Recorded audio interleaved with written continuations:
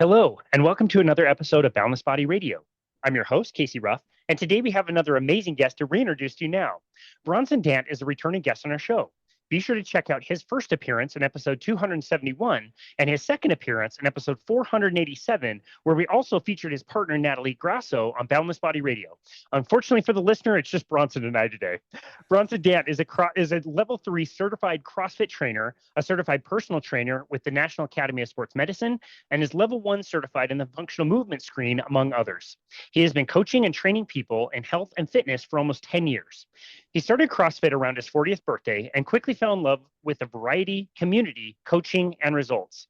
Bronson spent several years in the U.S. Army as a senior physical fitness instructor and has developed specific methods to use both nutrition and fitness to radically improve the lives of hundreds of people all over the world, thanks to his passion for learning and improving his craft.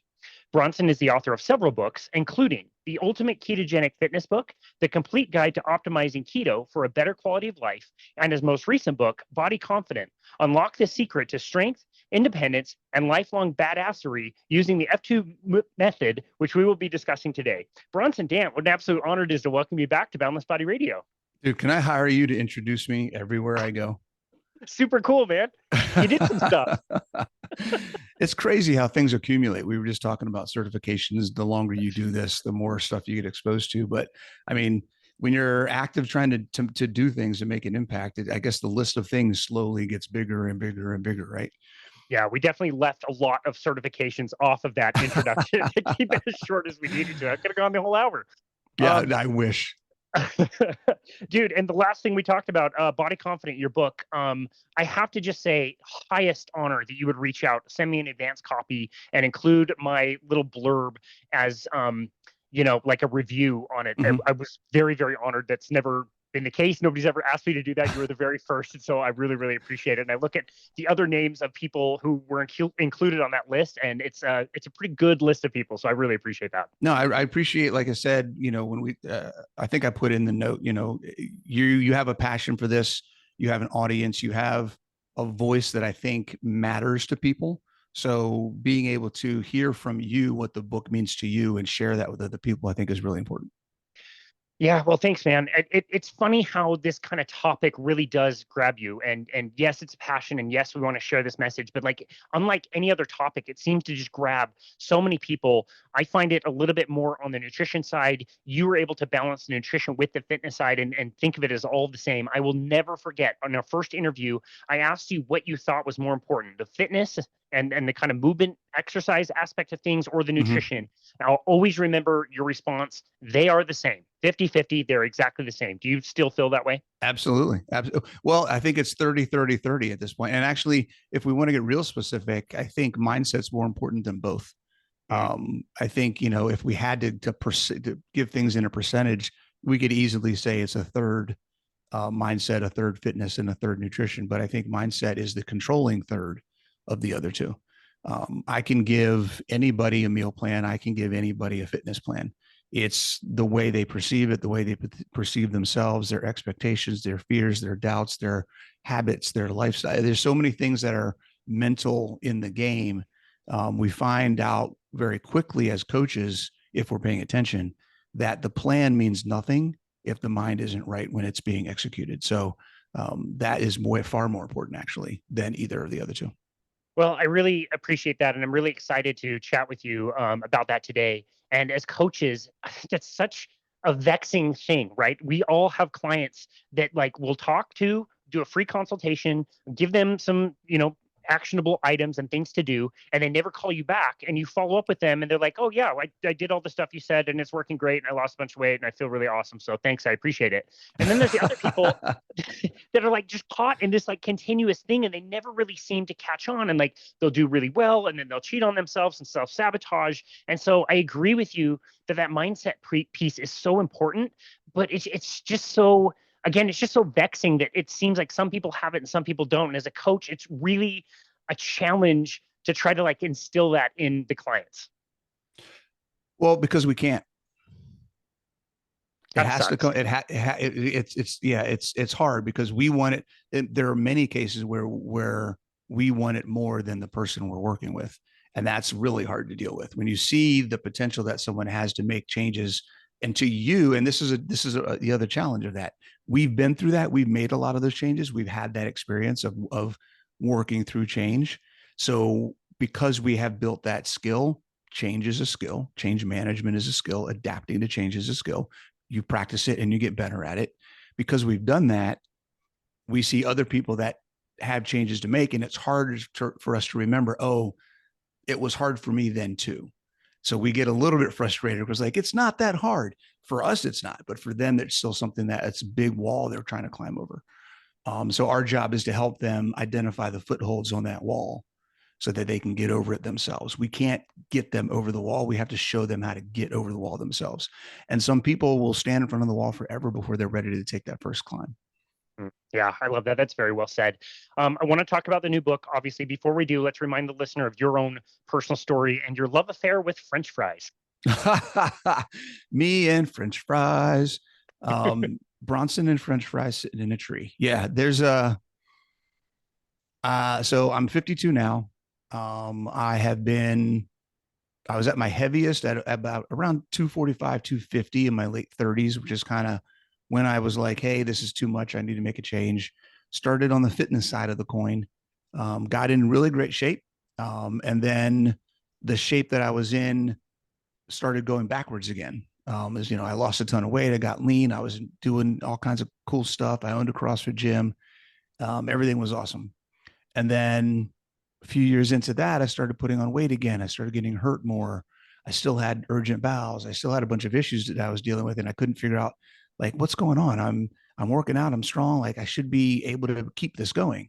And then I found the carnivore diet. I found what it meant to eat not processed foods, not a ton of carbs, not a lot of veggies, and how much of an impact it had on not just my body composition, but on my injuries and my recovery ability. And my urgent bowels went away. All my gut problems went away. Everything that I was dealing with that I thought was about being skinny and lean, that ended up in real life having nothing to do with being skinny and lean, because I was skinny and lean and still having all these problems, was resolved when I combined fitness and nutrition. And that's what we talk about, right? They're both important.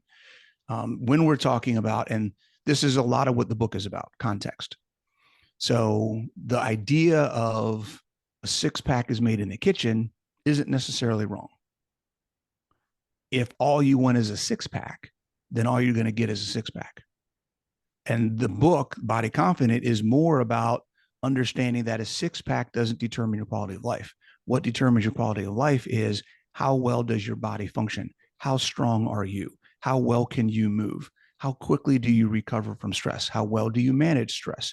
How well are you sleeping? There's a whole bunch of factors that go into what we mean when we say, I want to live better. I want to live my best life. Living your best life doesn't happen just because you lost 100 pounds.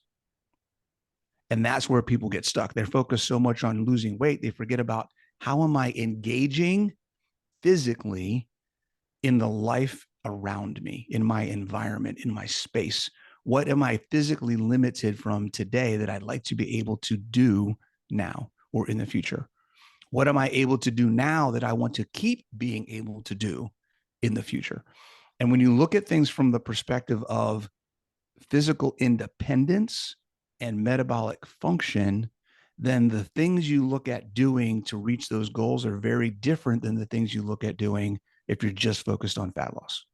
And that's the connection. That's what the book is about. And that's what my journey is about. I figured out that, hey, there's more to this than just losing weight. There's more to this than just being lean, because I was miserable. I was lean. I was 12% body fat, and I could do a workout with the best of them, and I was still miserable. That wasn't the answer. Yeah. I think if you were to ask somebody like Natalie, for example, who's a bikini competitor, has done it for a very, very long time. Yep. Of course, she would be very proud of all the hard work that she was doing. But I'd be willing to bet if you asked her on, the day of competition, was she one iota happier than she was at any other time in her life? It probably wouldn't have been the case unless she had been working on herself and remembering what her specific goals were. Is that the case? Absolutely. And the nutrition plays a difference. She actually did a show last December. Was it last December? think it was last December. Gosh, time flies. I don't even know what month we're in right now. Um, where it was her first carnivore prep for a show. And I've been around competitors before during prep, and it's usually not an enjoyable experience. No. Um, to the day of competition, during the competition, she was a joy the entire time.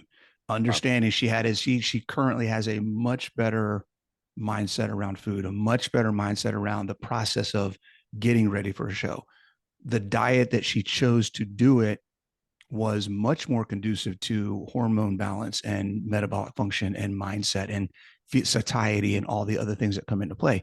You know, we're in the hotel room. Don't tell a hotel, but we were in the hotel room. We bought a plug-in skillet. I'm cooking up steaks for her while she's getting ready for, you know, different events during the weekend, things like that. Like, it was a blast. She enjoyed the entire process. Of the 3+ years we've been dating, I've seen her compete a few times. She was the best prepared. It was her best show that she's ever had. It was Carnivore. She looked amazing. She felt amazing. Her head was on straight. The recovery after the show was seamless. Like, everything about it was absolutely fantastic. So diet makes a huge difference when it comes to that, but so does mindset as well. I agree. Yeah, that's amazing. I'm teaching a seminar series in my neighborhood all about nutrition, and we're just to the lesson that's going to be talking about like plant toxins. And as part of that lesson, I'm talking about, you know, the different things that comes in plants, and also, you know, trying to remain as diet agnostic as I possibly can, demonstrating that there are people out there who do follow a carnivorous diet where all they eat is meat. And as I'm preparing this lesson and getting this ready, it's become so much fun to think back and reflect on all the healing that you see on diets like this. It's one thing that, you know, it helps people lose weight and lose fat, like we're talking about. But when you really see like your story of like you had to carry toilet paper around with you everywhere, and like Yeah. the aches and pains are gone, and the mental clarity. It's really cool to reflect on how much can really change when we get that diet piece right. I know, again, it's all in balance and everything that you write about in the book, but is it, our carnivorous diet something you're still following today? Oh yeah, absolutely. I'm actually going through a leaning out process right now. I don't know if this was the last time we talked or if we've talked recently, but I've been at a point for several years now where I don't really have any goals because I'm here. Like, I got where I needed to be. I'm physically independent. I don't have any health issues. All the stuff I was dealing with is gone. I don't get hurt anymore. Like, it's like, what am I doing here? Right. Yeah. So it's been a challenge, actually. And this is a challenge I hope everybody gets to at one point. You get to a point where you have so much freedom in your life, you don't know what's next. And so I've been struggling for the past couple of years with, okay, what am I working towards? What am I doing? I'm maintaining. Okay, great, whatever. But then I did wake up one day and I was sitting on my couch looking out the window, and I'm like, you know, I'm here. Where am I going? I don't think I need to be tracking every day like I have been. I've been tracking for so long. I had been so regimented about everything I was doing because I had a goal. I wanted to be sub 10% body fat. I wanted these performance metrics, et cetera, et cetera, et cetera. And I realized at some point, like, I've got too much other stuff working on. I got my job. I got a book I'm working on. I've got a business I'm trying to run. I'm doing content all the time. Like, I really am starting to feel like something has to give. And all of my fitness goals, my health goals, my quality of life goals have been met. I have other things that I want to work on. I have projects. I have other things. I'm going to switch that focus and priority. And so I let that all go in the backseat, right? Okay, I'm not going to track anymore. I'm not changing what I'm eating. I'm just not going to track. I'm still going to be carnivore. I'm still going to eat these things. Um, I'm just not going to track it anymore. So that whenever you're not tracking, it leads to changes. There are going to be things that either are less or more. For my case, it ended up being more. I ended up putting more fat than eating more fat in a day that I normally would, right? When I'm tracking and I'm trying to maintain, I try to stay around 145 grams of fat, 145 to 155 grams of fat. When I'm trying to cut, like right now, I try to stay under 130. 130 is my cap for fat. If I stay under 130, I can consistently lose somewhere between 3/4 and a pound of fat per week at 130. If I'm not tracking, I tend to get into the 165, 175, 180 because I love butter. I love eggs, right? I love heavy cream in my coffee. And I do those things. It's like, hey, whatever. I'm not really tracking. I don't have any specific goals. It's not the biggest thing on my list. So after about a year or so, I hop on the InBody and I'm 18% body fat. And I'm like, huh, I feel great. I'm not really that worried about it, but I kind of am worried about it. I don't want to be at 18% body fat, right? So I'm like, okay, I think I'm going to go back and focus a little bit. I'm not going to try to get sub 10, but I think at least being under 15 is probably a good place to be. I can maintain that if I pay attention. May not need to track every day once I get there, but I'm going to start tracking it. So I started tracking it. I've been tracking every day for the past 5 weeks. I've dropped 10 pounds in 5 weeks. And it's just kind of doing what it does. I dropped my fat down, didn't drop my protein down, didn't change my exercise, just dropped my fat. And having that understanding that it just takes little changes to make a difference, I think is a big part of the process. That was kind of a ramble. You just got me on a I love it. free thought No, there. But yeah. I'm right there with you. Like I leaned out a little bit more recently by cutting out like the 10 to 15 eggs I would have with my steak at night. I bury so much butter in there and it was so tasty. And I'm really sad about it, but it does make a difference. Yeah. And that's the thing, I had to remember, how did I eat before when I was cutting? Okay, how do I put this together in a way that I don't feel like I have to put butter on it for it to taste good? How do I make this? How do I make that? I had to go back and think about those types of things. But yeah, it's totally possible. Right now I'm doing basically a pound to a pound and a half of ground beef and 12 eggs a day. That's what I eat every day. For a few bucks. I'm assuming that doesn't cost very much. Oh my God, it's so much cheaper. I was looking initially, I was going to do this with steaks only. And then we went to look at the cost of steaks. And it was like, even no matter what steaks we found, it was like $7, $8, $9, $10 a pound. I'm like, or more. Some of them are $14, $15, $20 a pound. It's like, I'll just do ground beef. Nice. So I do between 6 and 8 ounces of ground beef, fry it up in the pan till it's browned. And then I crack 6 eggs over top of it until they're runny, over medium runny. And then I slide it all into a pan, break the yolks and mix it all up. And that's what I eat. Sounds amazing. Pretty much 2 times a day. That sounds amazing. Most of our food is not like plated the best. You know what I mean? It's not like the most. No, it doesn't look fantastic, but it's so good. Yeah. You know what I did the other day? That was absolutely amazing. Natalie made some lamb leg in the crock pot. So I took a big bowl. I put like 6 ounces of lamb leg meat in the bowl. And then I almost halfway filled it up with broth from the crock pot. Then I cooked up my 6 eggs over medium, put them in the bowl, and then mashed all of it together. So it was like a lamb broth, egg yolk soup, egg drop, something. I don't know what you would call it. Dude, it was crazy good. That sounds so good. Crazy good. I could not eat it fast enough. Oh man, that sounds great. Dude, let's talk about your book, Body Confident. First question, how did you come up with the title? And why did you decide that book needed to be written? Oh, geez. So I've said for years, my tagline has been fitness is freedom. And that's where the F2 method comes from, F and F, fitness is freedom. And it's basically the idea that what I said earlier, our ability to engage in our environment determines our quality of life. And I think there's a lot of aspects of body confidence that it's multi-layered. And I wanted to partially address the crowd of the body positivity movement and indirectly acknowledge that you can be positive about your body all day long, but the reality is your body is and can be a limiting factor on your enjoyment of life. And so being positive about it doesn't change reality. And your trust that you have in your body's ability to perform is where you get confidence from. Positivity and confidence are 2 different things.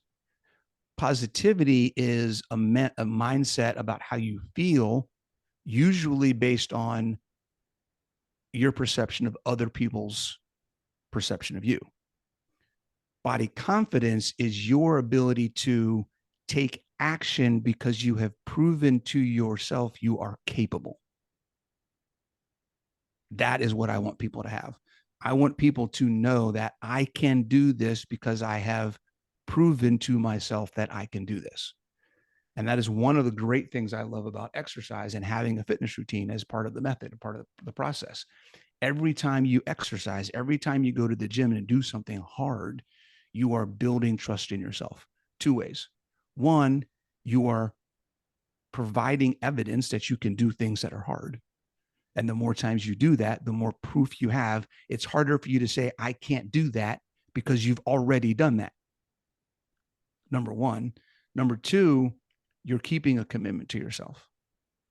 When you show up to the gym on a regular basis, when you show up and you know it's going to be hard and you don't want to do Bulgarian split squats and you don't want to squat and you don't want to deadlift and you don't want to do what kettlebell swings or burpees or wall balls or whatever the different exercises are, and you do it anyways, you are showing your id, yourself, your person, right? The relationship that we all have with ourselves.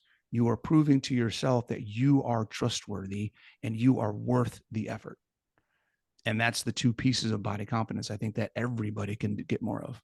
Well, I'm glad that you just said everybody can get more of, because the way you just define that makes it accessible to everybody, all of us, right? Like somebody might see you and see this 50-plus-year-old dude just kicking ass and maintaining, a really good body fat percentage and strength and doing CrossFit workouts. They might look at Natalie and see somebody who's like stage ready and, a perfect figure, and like, oh, that's what body confidence is. You have to kind of get to that level. But what you're describing is no. Anywhere that you are, you can start building body confidence without having to look like a model or accomplish crazy workouts. It's just where you're starting and proving it to yourself. Yeah, absolutely. People get the mistake of thinking that body confidence is the same as, I don't even know what the word I'm looking for is. When somebody walks into the room and everyone stops and looks at him and goes, wow, look at that dude. They're looking at how he looks. He's in shape. He's got broad shoulders. He's got a thin waist. He's got thick legs, whatever it may be, big arms. But the confidence that he has walking into that room has nothing to do with how he looks. It has everything to do with, he knows walking in the door that no matter what happens, he can deal with it on his terms. That's the confidence. That's what we want. And that is what people are actually responding to. When you walk into somebody with the mentality of, I am in control of my destiny, the conversation, the look in the eye, the way you carry yourself, everything about your demeanor and the aura, the energy that you put out is different than somebody who is playing victim to themselves and blaming their circumstances on their current state of being. Yeah, it's just a different, it's just different thought. It's a different mindset. It's just a whole way of living, a whole different way of living your life.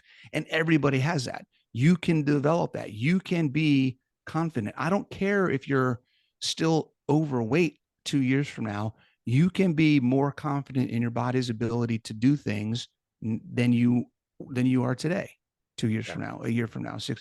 You just got to start building it and start trusting yourself and start doing things that your mind and your body will respond to develop that in yourself. Well, I love that. I love your writing style. I wasn't surprised when I read this book that it was very easy to understand and comprehend. And I feel very comfortable giving it out to my clients, for example, and know that they will understand it as well. How did you organize and place into buckets the different concepts that you talk about in your book? A lot of trial and error, a lot of, I'm an IT engineer by trade, so I like to work in workflows. I think in workflows. And to be honest with you, the idea for this book actually came from other books that I've read in the IT space and other trainings and certifications and things. And the one thing that is common in IT, it's common in all industry, healthcare, architecture, engineering, IT, science, is the idea of frameworks. And anything that you get, whether it's in IT, we have ITIL, we have the program management, the PMBOK program management book of knowledge. We have all these different frameworks, and they're all structured in a hierarchical. We've got the main concepts, then we got other concepts that kind of fit in there, and then other concepts that fit in there, and then here's how they tie together. And then when you're actually applying these things, here are the tools and the methods that you apply these things and how they work back up the chain and all of these types of things. And I was kind of looking at this going, I feel like there's a corollary, because one of my guiding principles, one of my personal guiding principles, is everything is everything. And this is something that Coach Natalie and I see in things that we talk about all the time. If we're talking about IT, healthcare, business, finances, nutrition, fitness, whatever, the concepts of systems and progress and recovery and function and all the different components of how they're all the same, right? We look at the whole idea. Let's just get a little sidetrack on the science, on the more concept side. The whole idea of specific adaptation to impose demands. If you stress a system enough, it will adapt to that stress, and then that stress will become the new standard, basically, right? That works in finance, that works in business, that works in personal relationships. Like, it's the same everywhere you go. So I was looking at, okay, what are the common threads that I'm seeing in people who are having success? How am I helping people? And what are the things that I'm seeing that I'm doing with people that are consistently successful? And what are the things that I'm talking to other people and seeing, hey, this is how they're doing that. How does that fit to this? And I started developing that map, that framework of what are the pieces that are important. And then that's where we get the F2 method and breaking down the different structures and levels of the things that are important. Secondly, I wanted to try to find a way that I could visually represent this, which is where the map is in the book. There's a breakdown of the different levels of, the concepts, the tenets, the domains. But then I also wanted a way that people could identify where they might be in the process.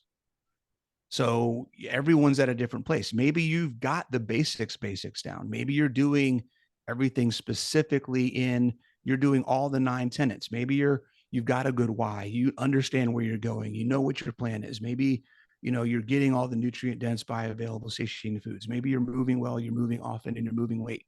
You're doing those things. Okay, great. You got the basics. Now there's still something that's holding you back. Let's take it one next level. What are some of the individual things inside there that you can tweak? So helping people identify where they are in the process, and maybe they need to start over and start at the top and work their way back down again. That's kind of what the point was. Gotcha. Okay. Let's talk about those 9 tenets and how they're subdivided into 3 greater categories. A mindset being the first one. Is that correct? Mm-hmm. Yeah. Well, it's again, so vexing as a coach. How do you approach this in a way that people can understand this and change their mindset? Ask a lot of questions. Ask a lot of questions. When it comes to mindset, all you can do is help people confront their own falsehoods and the stories they tell themselves. And you do that by asking questions. There is, that's where the why and the why not exercise come into play. Why are you doing this? What is really important to you? What are you trying to add or remove from your life? What don't you want in your life anymore that's making you want to do this? Helping people understand that accountability isn't about getting in trouble. It's about holding yourself to the fire as far as being aware of why you're doing what you're doing, right? That's one of the biggest misunderstandings about coaching and accountability. I'm not your coach because you need someone to yell at you when you do something wrong. I am your coach because it's my responsibility to remind you and give you the tools to understand yourself. Why are you doing what you're doing when you said you wanted to do this instead? What is it that you're really wanting, even though you say you want this, right? So working through those types of things and asking the questions. Well, you said you wanted to get stronger and you know that you need to go to the gym and work out in order for that to happen. How come you're not going to the gym? Well, blah, blah, blah, blah, blah. Okay. Well, you understand that what you just told me is that you would rather do that thing than get stronger. No, I want to get stronger. Well, then why aren't you going to the gym? Well, but so you don't want to get stronger. Well, no, I want to get stronger. Well, do you want to get stronger more than you want to do that thing? Well, yeah. Well, then, but you're not doing it. Right. So that having that conversation and forcing them to understand things like I talk about in the book, like motivation, for example, is literally defined as what do you want to do? When people say I need motivation, you don't need motivation. You already have motivation. The problem is the motivation you have isn't to do what you're saying you want to do. The motivation you have is to do the other thing. Right. So that's the problem. It's not that you're not motivated. You just want to do something else more. So if you really want to do that, then you have to ask yourself which one's more important. Now, there's no judgment on my part as a coach. If you decide the other thing is more important, then awesome. That's more important to you. What else can we work on? Is there something different that you'd rather do? Okay, great. Is it going to help you move forward? So there's so many levels. We could talk all day on the mindset stuff, Casey. It's just, there's expectations, there's understanding that the importance of why you're doing it is at the crux of everything you do. Understanding that there is no right or wrong. The only rule is it working for you or not? And if it's not working for you, either it's the wrong thing or you're not doing it. Gotcha. So, and understand being willing to change. That's another one. Flexibility in your decisions, being willing to say, hey, I tried this, it didn't work. The minute you marry a method or marry a protocol, you immediately eliminate all your potential. Hmm. I'm 100% carnivore. Okay, great. What happens when that doesn't work for you anymore? You have completely blocked off any other possibilities that could work or add to your quality of life or sustainability. Yeah. Right. Well, so the minute we put ourselves in a box, we limit everything. So yeah, I mean, I could ramble on and on for about mindset stuff. Well, this is why I'm glad you write about yourself in the book and your own example. Like I know you were 240, 250 pounds. I wouldn't have put the picture of myself in the book at 240, 250 pounds, which you did. And visually you see like, wow, you were a lot less healthy. You don't even look like the same person. You're younger now than you did then.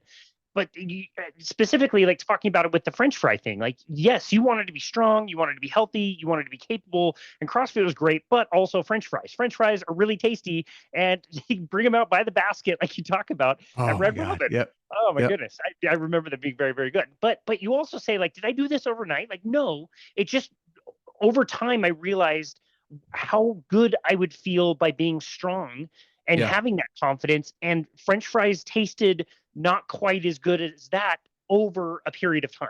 Yeah. Well, it's 100% the reason I stopped alcohol. I had a moment in my life where I tried a 21-day no alcohol thing. I lost 10 pounds in 3 weeks. Wow. And I was like, what the heck was that all about? And it was all body fat, right? I got on the in body before and after. My lean mass was the same. It was just fat that I dropped in 10 weeks, or sorry, in 3 weeks, just doing no alcohol.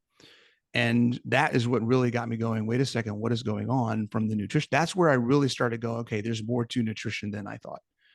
Not only did I lose the 10 pounds, I slept like a freaking rock. Like it changed everything about how I felt, the energy I had throughout the day. I slept great. I lost 10 pounds and just in 3 weeks. And I was like, okay, there's something else going on here. I need to figure this out. So first I dug into what does alcohol do to the body?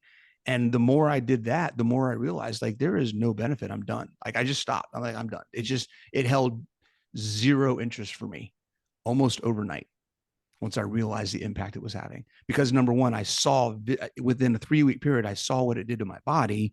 I knew how I felt.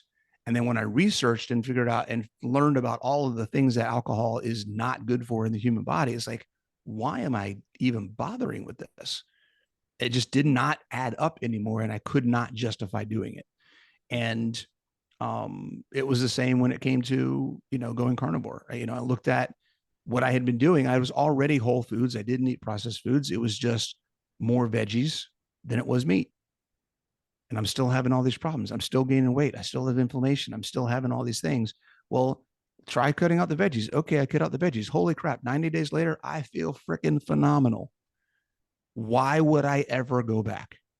It's a great question. Right? I don't the whole idea that boggles my mind sometimes as a coach is when I'm talking to people and they're like, when can I have X again? I was like, you can have it whenever you want it. When do you want X condition again? What are you doing this for? And that's where the mindset of I'm only doing it to lose weight. Well, okay, you can lose some weight doing it, but what about these other things? Did you not think about the acne, the psoriasis, the Hashimoto's, the PCOS, the hypertension, the inflammation, the joint pain, the lack of sleep, the brain fog, the anxiety? I mean, the list goes on and on and on and on, right? Of all of these things that happen when people are doing processed foods and a lot of veggies. So yeah, it's yes. Well, speaking of nutrition, as you write about, nutrition principles and things that people need to follow, what you do not do is say everybody should be keto, everybody should be carnivore. You don't say that, but you just Mhm. you've got ways that you talk about nutrition that it's like if somebody were to follow what you're suggesting, they very well maybe kind of backed into that kind of a nutrition plan anyway. Yeah, well, here's the thing, and this is the so this is the second reason we didn't get into this. The second reason I wrote the book is because I personally had realized more and more over the years that too many people are doing just that. This is the way. Here's the best thing to do. If you do this, all your problems will be solved. And unfortunately, that's not how it works because everybody's different. And what worked for you or worked for some influencer or some other person expert isn't going to work for everybody. It may work for a bunch of people initially, and then it's going to stop working, and then they're going to need to find something else. And that's the part of the process that nobody's talking about. And that's why I wrote the book, because I want people to understand that nothing is going to work 100% of the time for the rest of your life. You are going to change, your circumstances are going to change, your body's going to change, your goals are going to change. What you're doing to maintain your quality of life is going to change. And everybody out there right now in the health and fitness space in general, it's not just keto carnivore, is selling, here's my box that I branded. You take this box and it will work for you forever. And that is not how life is. So this book, the main thing I want people to get out of this book is how do you apply where you are to what you're doing and where you want to go to figure out your next path forward, because it's going to be different than what got you where you are isn't going to get you where you want to go. Right. So that's the general idea. That's the main reason, is to give people that map. And the book and the map and the framework will last you for the rest of your life because it's the roadmap. It's not the directions.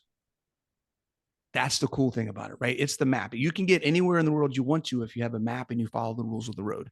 That's what this book is. It's the map, and here's what the rules of the road are. You get to decide where you want to go with it. That's totally up to you. And that's why I don't specifically say do this, do that, do this when it comes to what food choices you should make, if you should be keto, carnivore, dirty keto, hyper carnivore, or any of those other things, because the principles of why these things work and to what level you want to apply them to your life based on your ability to sustainably maintain that choice is what matters more than anything else. So understanding that the primary benefit of being ketogenic is coming from the reduction of crap, then maybe we should stop saying I need to be ketogenic and just say I need to be a not crap eater. Right? Pretty good. You can be carnivore and be a not crap eater. You can be ketogenic and be a not crap eater. You could be paleo and be a not crap eater. That's the important part. That's at the top level. And that's what this is about. Minimum effective dose. What's the minimum thing that we can do that's going to have the largest impact on your life, regardless of the label that anybody wants to put on it? Love that. Yeah, I love that. You write about satiety in the nutrition section, which I really, really love. And I love kind of breaking it down for somebody. And I think people have the association of satiety being like fullness, right? So I'll give the example of like, I'll go have a salad and I won't do this, but in example, some other sucker wants to eat spinach. We'll go have a salad. Maybe they'll have, some chicken breasts and they'll have things in the salad and they will get to a point where they will be full. However, they're also starving at 3 p.m., a few hours later, and the things they want at that time is not a chicken salad anymore. It's a giant bucket of soda and a bunch of cookies. You know what I mean? Yeah. Like, how do you explain satiety to somebody so they understand the difference between satiety and maybe just like fullness? Yeah. Satiety true satiety is a signal of adequate nutrition. Okay. There's a difference between hormonal satiety and mass intake satiety. If I eat a crap ton of food, I'm going to feel full because my stomach is freaking full, not because I've had the hormonal signals from the food that I'm eating telling me that I can stop eating now. Two very different processes, two very different symptoms, and two very different scenarios. So the standard American food, processed food in particular, is designed to bypass hormonal signaling so that you intake more and you need to eat more mass before you feel full. When that happens, what you're doing is you're getting mass, but you're not getting nutrition. If you were getting nutrition, then the hormone signaling would be there and you wouldn't eat as much. So that's why you're hungry again, because you haven't actually gotten the nutrients that come with the food, with real food. So when you're eating whole foods, particularly animal-based foods that come with good protein, good fat, lots of micronutrients, you're triggering those signals in your body because your body's going, oh, thanks for giving me what I want. I can now respond appropriately and tell you sooner when you're full. And because you're getting nutrients that your body actually has to process and break down and get through, you're going to be full longer. So it helps manage a lot of that intake that people deal with now. Yeah, I think anybody who, tries to eat this way will discover how truly powerful those hormonal signals are. It happened to me the other night. Like I had like literally like 3 or 4 ounces of my steak left, and I couldn't even bring the fork to my mouth. My dogs were very, very happy that night. I'll just say that because like it's an annoying amount of food that I want to eat, but when those hormones kick in, like you really can't eat. It's pretty crazy how strong they are. Yeah, absolutely. And there's, and everyone's different. And this is another thing to understand is, when we talk about satiety, there's a lot of talk about eating intuitively, don't eat if you're not hungry, etc. And there can be, again, this is very much context specific. And I think this is what the book is about, right? Understanding your context and context of the information. If you are somebody who is a volume eater and you're used to eating a lot. I have clients that I've worked with. They're like, hey, it doesn't matter if you put a pound of steak in front of me or 4 pounds of steak in front of me. I'm going to eat it if it's in front of me. And they have to, in order for me to break that, they have to get a macro limit and follow that limit, whether they feel like they're hungry or not, because their mindset and their habit and their body response to food is broken. So we have to retrain it. We have to say, look, you may think you're hungry. Here's how much you need to eat in a day. We can guarantee that it's enough to keep you healthy. It's enough nutrition, is adequate for the day. You don't need to eat 5 pounds of meat every day. Right? Here's 1.5 pounds or 2 pounds. Or maybe we start out, hey, you've been shoving 5 pounds of meat in your face every day. Let's dial that back to 4. Then let's go to 3, then let's go to 2, then let's see if we can do 1.5. You're probably fine at 1.5, and that's where you need to be and stay on a regular basis. Your wallet's gonna love it, your body's gonna love it. You're gonna start seeing a lot of changes, and overall, you're gonna improve. But it takes time to break those types of things. So there is a case where intuitive eating can be okay if you're ready for it, but there's also a case where maintaining a set intake is required for someone to see progress. Okay, well, talking of satiety, you talk in the book about intermittent fasting as well. And once somebody is satiated, they can then kind of almost accidentally start intermittent fasting, which has its own benefits. How do you know when somebody is fasting too much and not eating enough? The first sign is if they're fasting on purpose.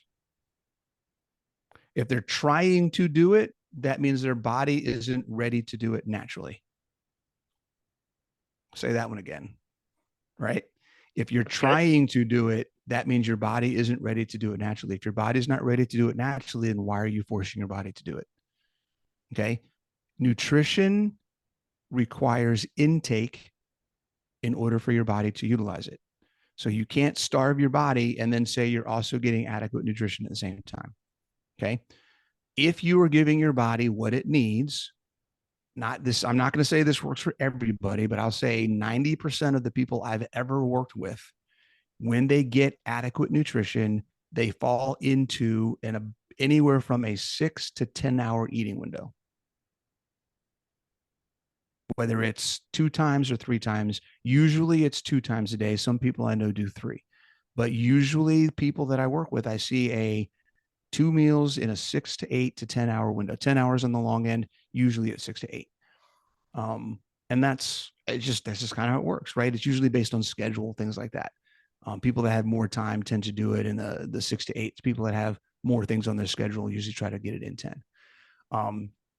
So yeah, I mean, here's a concept, and I don't remember if I talk about this in the book as much. I think I do a little bit in the fasting section.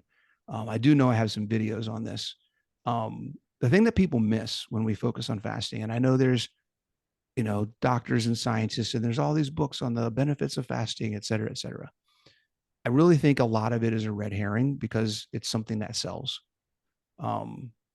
If you are following a ketogenic diet, which includes carnivore, you are getting all of the benefits of fasting without fasting.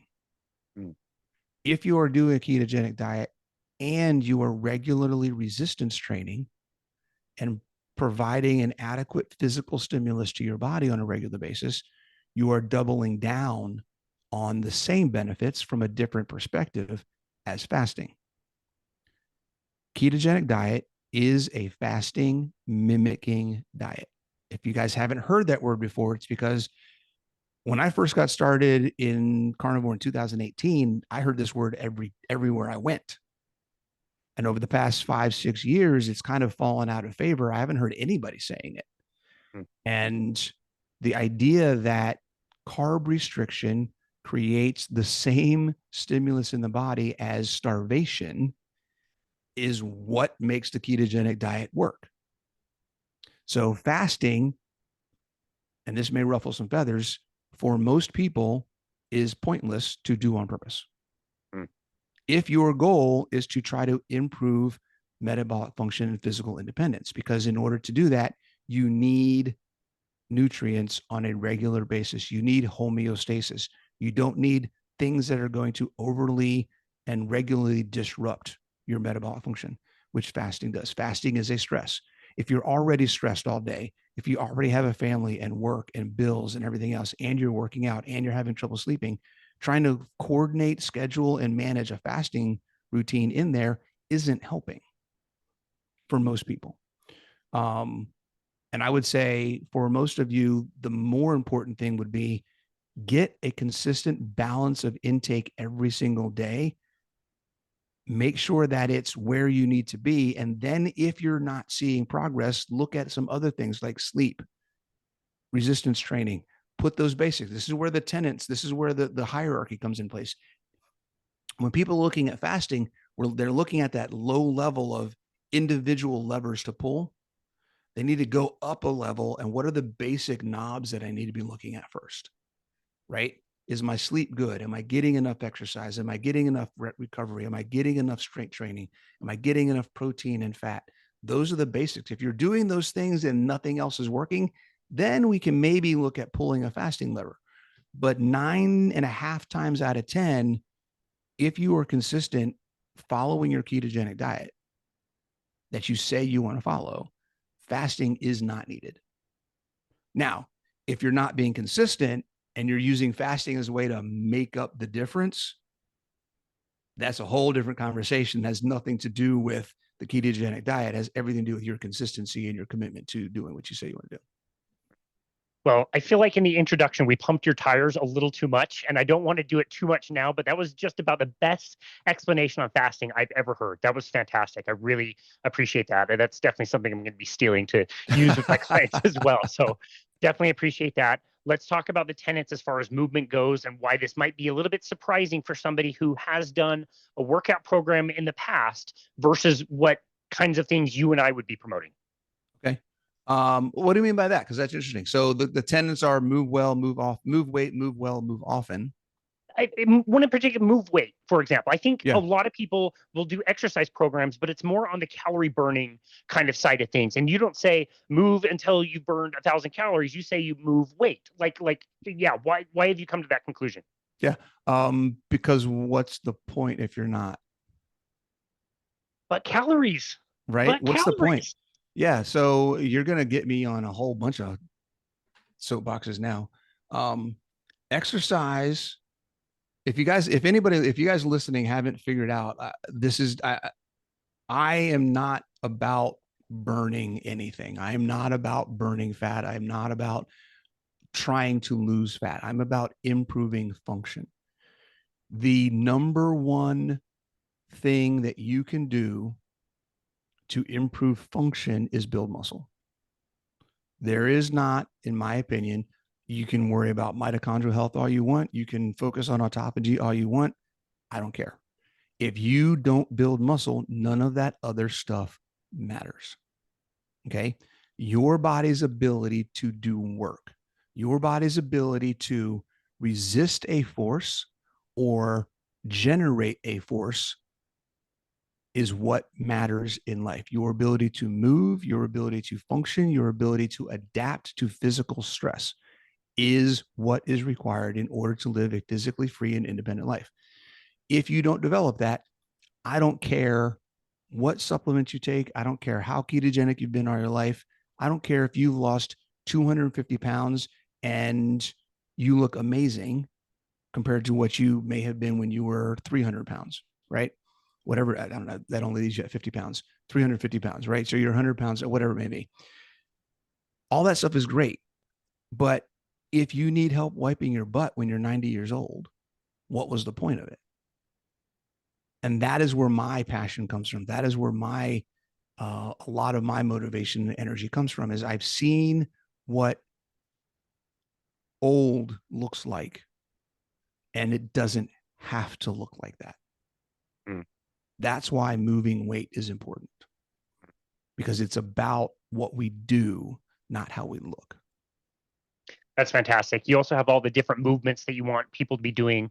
I don't think a lot of people realize, unless they ask me, explain it to them, that when we're doing something like a program design, we're trying to fit in different movements and try to balance them as best we can. Like if you push something, you should pull something. Mm-hmm. If you bend, you should squat. Like there's all these different movement patterns. And I like that they weren't just like do these exact exercises. It's just think about these movement patterns, and then you'll come to the conclusion, regardless of what equipment you have, whether you work out with bands at home or go to a fancy gym, like you can then take those principles and fit that in anywhere, regardless of what you have available to you.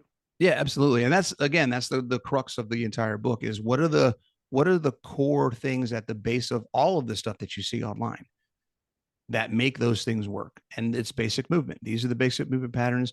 These are the basic ways that our body utilizes energy. We need to be good at all of them, right? You need to do some things that are short and high intensity. You need to do some things that are long at low intensity. You need to be able to squat. You need to be able to push. You need to be able to take steps upstairs, like those types of things. You need to work on your balance and your coordination. You need to be agile. What is the number one thing in the elderly, right? Slips and falls, trips and breaks, like all those types of things, because they're not agile. And when we say agile, I'm not talking about doing a cone test, a cone drill on a football field. I'm talking about literally just being able to catch yourself if you trip down the stairs. That's agility. So those types of things are important in, everyday life activities. How does somebody get started with all of this? Knowing, again, most people have undergone workout programs and diets, and they failed mostly because the advice is terrible and they're always going to fail. But they themselves are the antithesis of the message you're trying to say, because they have no confidence. how would you encourage somebody to get started with all these principles that may seem a little bit overwhelming to somebody, again, who already knows they've already failed diet and workout programs? Yeah, I think there's two pieces. One, reevaluate what you're really trying to do. And I would encourage anybody who is trying to just lose weight, lose fat, or lose weight to go through what's in the book, look at the mindset section. And I actually, at the end of the book, I have a 60-day program that walks you through the steps. So there is a 60-day body confident program that's in the back of the book. It's also downloadable. That is a 60-day, 8-week, step-by-step guide to get somebody started. And the first 2 weeks of that program are get your mind right. What are you really trying to do? Let's get into what is the thing that will make the biggest impact on your life, and what are you emotionally connected to that's either going to keep you from getting there or push you into it, and work through all that stuff. Once you have that, then the decisions you make are easier to filter because you know exactly what you're trying to do. If all you're trying to do is lose weight, there are 18 million different things you can do to lose weight. That's why you're stuck, because you've tried 18 million different things and they only work when you do them, and then you stop doing them, and then you get the weight back and you go try another thing, and it's this cycle of repetitious failure. When you identify what is the one thing that will make the biggest impact on my life, that I just have to get this thing. I have to be able to walk up and down the stairs every day. I really want to be able to go on a hike with my grandkids. I really want to be able to play basketball with my friends that I haven't done in 10 years because I'm always hurt, or I've been too overweight, or I'm out of shape and I can't keep up. Whatever it may be. If that's the thing you want to do, think about a goal or something that you desire to have in your life that is about, what am I physically capable of doing, and how can I improve my fitness and my nutrition to get me there? Mm. That's the first thing. Change the glasses you're wearing when you're looking at where you're trying to go. When you do that, it then changes your options of what you're looking at. Now I'm looking at evaluating everything against, how is this going to improve my physical function? How is this going to improve my energy? How is this going to improve my sleep? You start looking at things differently. It's not about how is it going to help me lose weight, because who cares? So when you change the goal, you change the glasses you're wearing, everything else changes from there. And then when you're getting started, whatever you decide to do, there's two aspects. One, go small, don't go big. Go small and give it time to see if it works. Don't do it for 2 weeks and then say, this isn't working, I'm trying something new. Okay. I recommend 4 to 6 weeks minimum. Usually 6 to 8 weeks is a long enough time to see if something's happening, and track it. You don't know if it's working if you're not writing down what you're doing, right? And you're consistent with doing it. So those are the types of things. The biggest thing is start small and give it enough time to work. I love it. I love it, man. Well, the book comes out at the time that this episode will drop. The book will be out in a few weeks and available for people, which is fantastic. I told you when I got my copy that the book itself is beautiful, man. It's a really cool hardcover. It looks really nice. The color actually is very, very close to our new NHL team in Salt Lake City, Oh, is it? the Utah Hockey Club. So it's on point with my new favorite hockey team, which is great. So thank you for doing that. But I love the way you present your ideas. It's just the reason why I love when engineers get involved with health things, like Dave Feldman learning about cholesterol. It's just the best, because you guys have these engineering brains that can figure things out and present things in a way that is easily understood. You did such a great job of that with this book. So appreciate it, kudos to you. I hope you are very, very proud of writing it. You definitely should be. But for now, where can people go to find you and connect with you and your work, and where can they grab the book? Yeah, so the book will be on Amazon. Everything goes live September 3rd. Casey, you'll be on our launch party on my YouTube channel, right? Yeah, man, I'll be coming there. on. Hopefully, yeah, that'll be awesome. We got a few other people on there. Nat will be on there. Dr. Ovadi will be on there. You guys might actually cross path. I think he's on after you, so he might come on while you're on. We could see. Very cool. That's saying great. Hi to each other. Have you had him on your show yet? Oh yeah, of course. And okay. Yeah, I finally met him in person at Hack Your Health in 2024. Oh, nice. Okay, cool. Yep. And then yeah, so the book will be on Amazon September 3rd. People can find me at, it's just super easy. Just type in Coach Bronson, coachbronson.com, coach.bronson on all the socials. And that's pretty much it. Excellent. Okay, we will link to all of that in the show notes, Bronson. It is just awesome to get to chat with you again. I always learn something. And again, you just present things in a way that's very easy to understand. I know this book will be a success. And like I said, so I hope you're super proud of it. But I know how busy you are. So thank you so very much for taking time out of your weekend to appear on our show. We're very, very grateful for you. Hey, thanks a lot, man. Appreciate it. Absolutely. And this has been another episode of Boundless Body Radio.